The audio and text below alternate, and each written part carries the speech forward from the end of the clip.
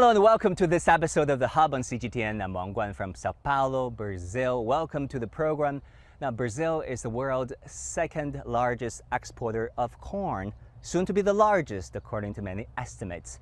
But how did all this happen? Now, one explanation is the ever-improving seed technology. It is like a chip in a computer. Better seeds yield more corns, better corns on less land and in shorter time. But how exactly did all this happen? I'm in LongPing High-Tech Brazil to find out more. China has been Brazil's largest trading partner and export market for over a decade. And during Brazilian President Luiz Inacio Lula da Silva's state visit to China, agriculture is a major focus. But it's not just conventional buy and sell, not anymore. A more complex trade and investment relationship is emerging in that China also invests in improving Brazil's entire agriculture ecosystem, such as building state-of-the-art labs to invent more productive seeds. LongPing High-Tech Brazil hosts Latin America's largest molecular biological lab, whose job is to do just that. Angie, thank you so much for having us. My pleasure to receive you. I appreciate to present our molecular lab for your visit. And I heard this is actually the largest molecular biological lab anywhere in Latin America. Yes, not only biggest, but the most complete in terms of technology inside. So, and the technology, basically in agriculture, sorry. And this technology is working wonders when it comes to increasing yield, increasing resistance of the seeds for corn. Yes, so altogether, yield, drought tolerance, disease tolerance. So this brings more stability on the products being developed in Brazil and in other countries that we're exporting now. So do we have a number for that? How much percent of a yield does this seed bring to corn producers anywhere in Brazil? Yes, I would say that the last 3 years we are progressing above the global ratio of growth. I would say that per year we can increase in about 5%, year after year, composed. So that means that following this sequence, in 10 years, we will be able to expect almost 50% of growth compared to the baseline of 2 years ago. So, in summary, combining genetics and molecular biology, we are able to progress faster than ever.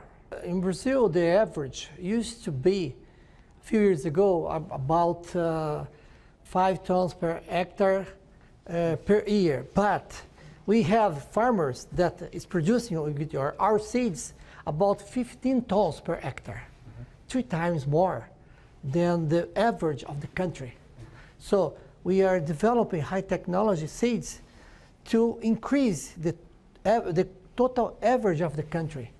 The potential could be achieved more than 20 tons per hectare. That it would be more than 4 times. Wow, which would double the current yield. Oh yes, yes, yes. So this is amazing. Yes. I'm already loving what I see. It's an intricate process that involves sampling, selecting, and eliminating before a magic new breed can be found and introduced to the market. So this is corn, Ajit. Yes, this is corn, a typical corn inline seeds. And the seeds arrive, thousands of these samples every week. So Ajit, these seeds arrive from across the country. Yes, we have research stations across the country, all around the country, and we harvest the grains and send to this lab. Why?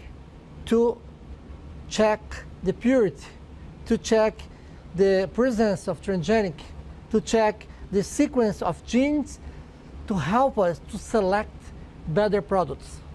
So this is, I will show you how we do that. This can be very precious because if this goes out to become the selected yield or selected seeds. And every sample has ID, so there's no mistakes on the information that generated in each sample. Okay, so let's go to another room where we have some machines. This is genome grinder. This is equipment that we introduce. Okay, we introduce in each tube like this the tissue of the plant, grains or leaves, and this machine remove from the plants the DNA that one by one here separated. There's a logical ID. Yeah. Everything is identified to not make any mistake. So what does this machine do exactly? Basically removes the juice of the plant. Okay. Just the liquid part with DNA remains here. And the juice, which contains DNA, ended up in that tube, which will be sent down to the labs for more research. After, use these robots that identify each plate to give us the tracking for each tube, because we generate millions of tubes, so we need to know which tube belongs to the original plant in the field. It's so important. You cannot mess things up. Exactly. I mean, is there a margin of error whereby zero mistakes were made zero in the past no. few years? No. Zero. Because it's totally managed by robots. Each plot, each place is unique. Millions of samples, non-contamination, no mess. So Edgy, this is key, this is highly technical, and is highly selective. Yes. So in summary, we have these equipment extremely sophisticated, state-of-art, capable to join about 2,000 plant samples in each chip to be analyzed against 500 different markers at once. What we analyze here? We analyze plants that have higher yield, better disease tolerance, better drought tolerance. So plants that will contribute to improve yield and performance. And this machine make all the readings, can read and compare with the ideal type. So less than 1% of ideal type of plants will remain. More than 99% gone, destroyed. This is like the survival of the fittest. Yes. Highly selective. Yes, and more than 100,000 plants per year are being currently analyzed using two sets of equipment. Here we have one. 100,000 samples studied each year. Here. That's a lot. For now, we intend to grow the sample number, and then this will request another kit, another set of equipment like this sequencer. This is sequencer equipment that bring us the impossible. Before that was impossible to know which plant has better quality, better performance, can be better than the other ones around. This is really just beginning. Exactly. So there is lots of chemicals inside with controlled environment. So temperature, lights, starting development, generation of new plants. And once the plants achieve this stage like this, it's time to move to the greenhouse. Only the survivors, the small ones that survive. What is the percentage of survival? Is about 30%. 30%. Yes. The rest, 70% gone. Yes, gone. Because we introduced some chemicals that are selective agents that kills the bad products. Wow. to accelerate the process and reduce. This is really smart technology. Yes. Very smart technology. So efficiency. We are always looking for increased efficiency. Tell us about it. How has efficiency changed over the years and decades? Yes. So the efficiency involves reduction of time, reduction of mistakes, more automation, more technology, biological technology, plus automation with machines. But in terms of years, how has it changed? So as a consequence of these several tools being developed, we were able to reduce the original process of breeding program to generate a new hybrid from 12 years in 10 years ago to 8 years, so 4 years less. But we are now almost ready to move from 8 to 4 years. That's a big change. Yes, and this will impact a lot the so farmers. The Brazilian farmers are happy. Exactly, because they will produce more in the same area. They don't need to cut trees to produce more area. They can produce much more grains in the same area with less cost of fertilizers and chemicals and fuel. No, we can use the same land to produce more, to be more profitable, to generate more wealth. It can also be more sustainable. It can also be better for the environment. Exactly. So we don't need to go to Amazon to have more land. We have enough piece of land that need to be more productive. Yeah. And the solution is breeding using molecular tools, all things that we are developing here. And also the technology that the farmers are using, like better tractors, better irrigation, and so on. And the good news is that this development can reach all around the globe.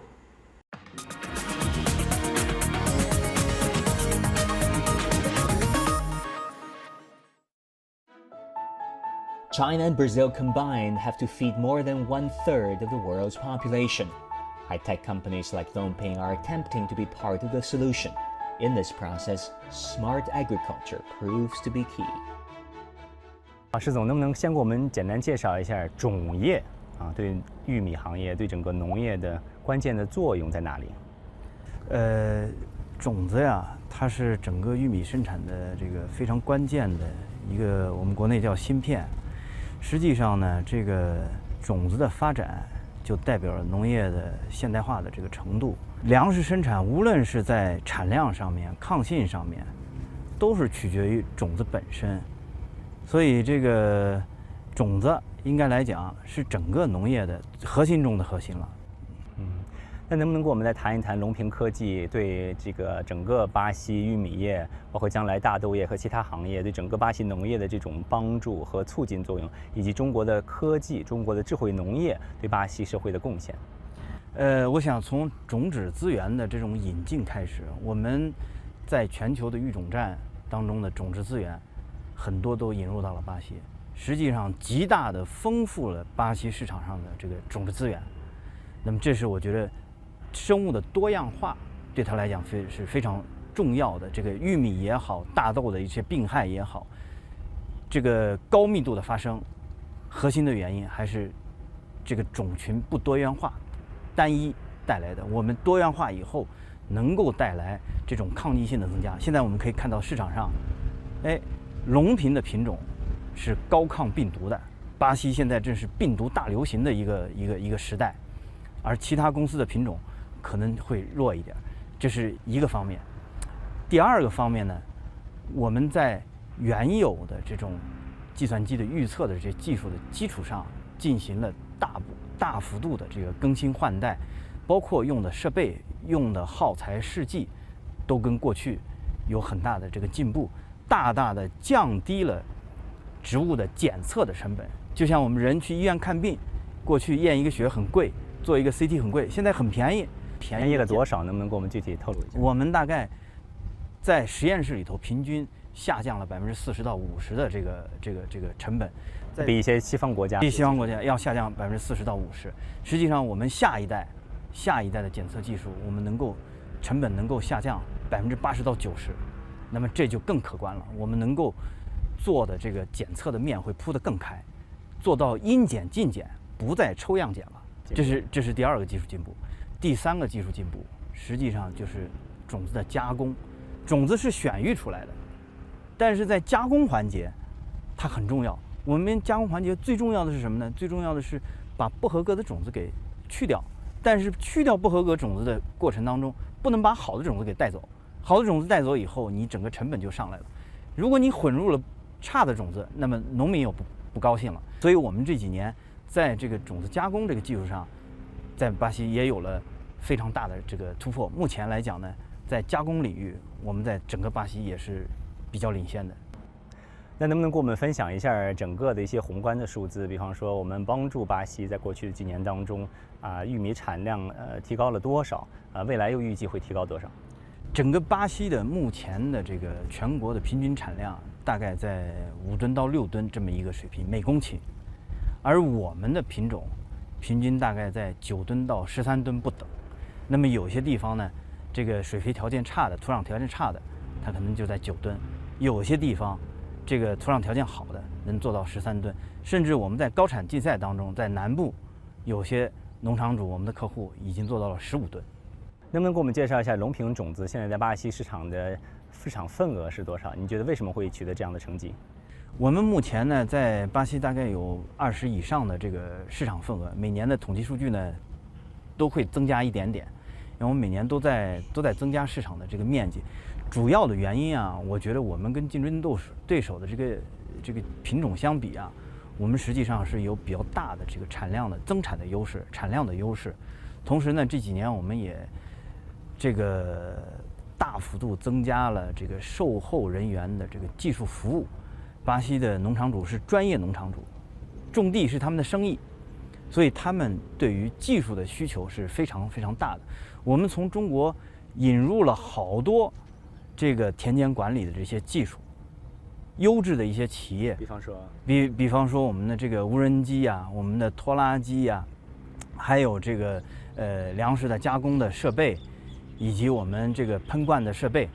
那么这些设备引入巴西以后，对农民来讲，它成本低了，效果好了。实际上，他们原有用的也是有这样的类似的设备的，但是呢，成本高，效果呢也不一定特别好。这几年我们引入以后，实际上我们打了一个组合拳，就是我们既给农户提供品种、玉米品种、大豆品种、高粱品种，我们还给他们提供全方位的田间的投入品的这些服务。那么这些投入品呢，不是由LongPing做的，而是由中国的一些合作伙伴、供应商来一起给巴西的客户来提供。They want the markets that they create to play according to the Chinese rule. In recent years, China's investment in Latin America have come under greater scrutiny, especially by America, who has seen the region as its backyard, or to borrow President Joe Biden's words, America's front yard. If you are the leader of a nation that is poor, that needs money, and the Chinese come in and say, we'll give you a soft loan. You're focused on today. You're not focused on what's going to happen 10 years out when those loans come due. China, neocolonialism in Latin America? Is that how Brazilians themselves feel about it too? And then on the larger question, Ajay, we really want to ask you about the larger question. The Chinese investment, the Chinese presence here in Brazil and Latin America.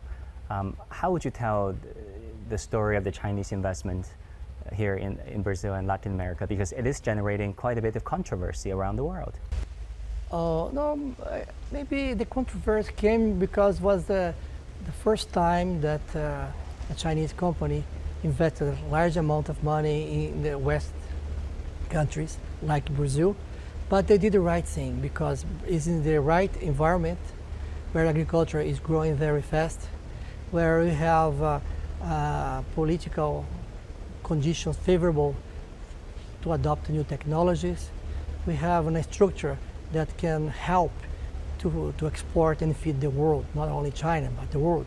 So I think LongPing is demonstrating with here in Brazil that most doesn't matter where come from the resource. The important is that the resource is being applied in an area that is very important to the humanity.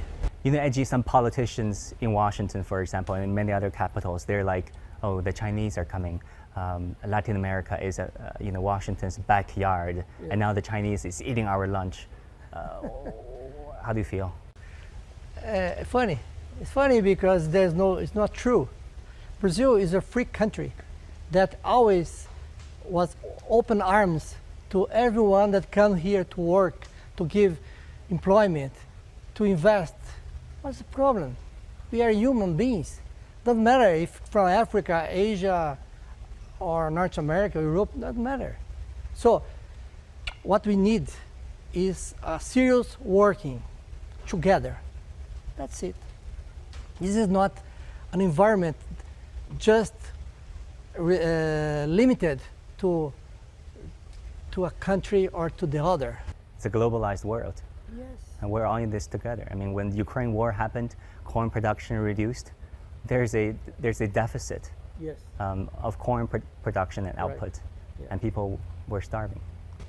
Exactly. So, I mean, why Brazil, the last few years, few decades, are improving the agriculture more than most of the countries? Why? Because have land, water, okay, weather, good weather, okay, but also a mindset in Brazil, farmers, politicians, so there's a mindset that is good for everyone, for everybody. Use well the resources that the country offers. Technology. With technology together, you know, so internal, external, or from other planets, no problem. The important, at the end, we can help to feed the world and do a good business. Why not? 中国跟巴西离得比较远，人民之间互相不太了解。我来到巴西以后，这个一开始很多巴西的员工也是不太了解的，但是经过几年的接触以后，他们发现中国是巴西农产品最大的客户，他们需要这样的客户，这是第一个方面。第二个方面，我们中国的企业很多都是在这儿扎根的，我们是希望在这儿做几十年，所以把很多利润又投在了巴西，股东并没有分走利润。所以我们LongPing巴西公司过去3年，用巴西同事的人讲，完成了这个公司过去30年的这个累计的投资。那么大家可以想象一下，这个量是投资规模是非常大的。在这样的投资规模下，带动了当地的就业，为LongPing巴西提供服务的全职员工和季节工一共有8000人。那么他们的收入也因为公司的成长而大幅度的这个增长。我们的品种的表现因为比较好，所以呢，农场主种出粮食更多的粮食，他们有了更多的粮食以后又卖到了中国。所以我想呢，就是两个国家之间呢，资源是非常非常互补的。这个中国的投资在帮助巴西产业链完善，更加完善。巴西实际上是比较缺资本，那么我们国家正好是在这方面是有优势的。中国缺土地跟光热资源，巴西在这方面正好是有优势的，所以这两个国家放在一起，它就是一个很好的商业合作伙伴。If trade is like dating someone, investment is a lot like a marriage, sort of. How did the Brazilian employees at LongPing adjust to the corporate culture of the Chinese company? And how did LongPing adapt to Brazil's economic and societal realities? Olá, eu sou Adriana Lansoni, sou a líder do departamento GAL. I'm Miriam Polastrini. I've been working LongPing for 3 years and some months. Hi, my name is Andrew. I'm working here since last year. I'm now digital marketing supervisor. Eu sou o Lucas Dutra, trabalho na LongPing High-Tech há 3 anos. Trabalhar na LongPing é muito gostoso, o ambiente é gostoso, as pessoas querem ajudar uns aos outros, então é bem colaborativo. A gente tem uma autonomia muito grande, claro, com o nosso negócio, e a gente se sente parte de uma família. Para mim a LongPing é como se fosse a minha família. Actually, I think here I can learn a lot. So that was the first thing that inspired me to come to the company. See that we have the space to grow in the market, to learn more with the business. I came from agro also, but here we have more space to create, to implement, and to make the business to become the leader. So I think learning is the most thing that inspires me and engaged to be here in LongPing at this moment. So I feel very comfortable working here because I'm learning a lot in my Chinese partner. I'm learning a new culture. I'm learning a lot of different ways to solve a problem, and it's been a good time working here. I'm liking a lot. E nesse período aqui, acabou se construindo não só uma relação de trabalho, mas uma relação de amizade também. Então hoje eu posso dizer que eu tenho amigos chineses que dividem não só o dia a dia de trabalho comigo, como também as horas vagas. Então fazendo churrasco, batendo papo, conversando. É sempre muito bacana estar na companhia desses amigos e tem sido, como eu disse, transformador. Corn is a staple food in Brazil and across Latin America, and a popular street food too. Tudo bem? Quanto cuesta? 3. 3. 2, por favor. Some locals might not know the full story of how corns are produced with smart seed technology these days, but one thing is for sure, they can't get enough of it. Thank you for tuning in for this episode of The Hub on CGTN. I'll see you again next time.